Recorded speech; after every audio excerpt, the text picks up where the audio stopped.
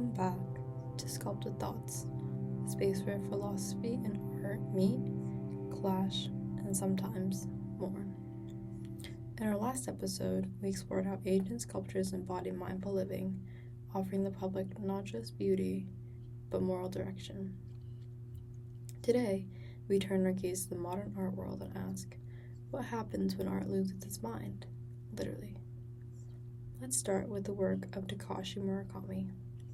He's a legend in the art world, known for blending traditional Japanese aesthetics with vibrant pop culture-infused visuals, bright anime faces, bold colors, and glossy finishes. But in a recent critique, art critic Laura Cumming calls out his latest exhibition for being shallow. According to her, the work is more about surface and substance, more about commercial appeal than cultural critique. Murakami once used his art to comment on politics and society. Now we see cartoon flowers and smiling faces, stripped of historical depth and loaded with consumer charm. And that's the problem. This isn't just about one artist or one exhibit. It's about a pattern, one where artists increasingly cater to what sells rather than what speaks truth. Painter Robert Shetterly echoes this concern.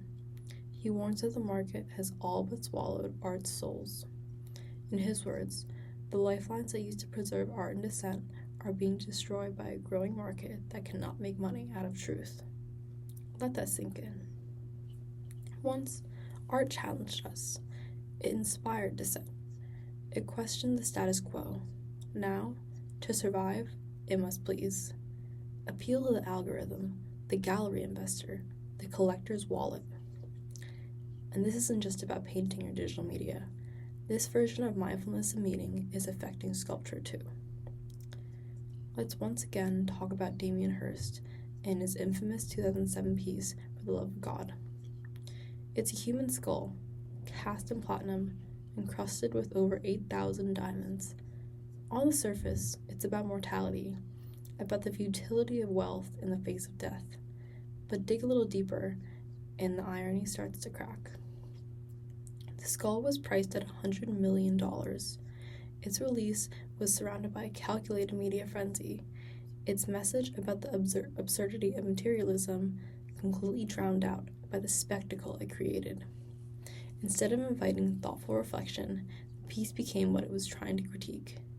A luxury commodity, a price tag with teeth. So, where's the mindfulness in that? Epictetus, as a Stoic, would have shaken his head. He taught that meaning comes from within, that discipline, self-reflection, and detachment from wealth and status. Aristotle would have agreed. True fulfillment comes from virtue, not vanity. For the love of God, while visually arresting, doesn't guide us toward wisdom or ethical clarity. It glorifies excess and reduces death, the ultimate universal experience, into a fashionable product. Yes, it's stunning, but it's hollow. The truth is, pieces like her skull won't tell future generations about who we were or what we valued. Why? Because its meaning is muddled. Its motives are murky. Unlike the Code of Hammurabi or the Pillars of Ashoka, which bore their ethical messages proudly and publicly, many modern sculptures are losing that clarity. They don't reflect society's ideals. They reflect its distractions. They're mirrors of our materialism, and that's a loss, not just for art, but for all of us. But this isn't the end of the road.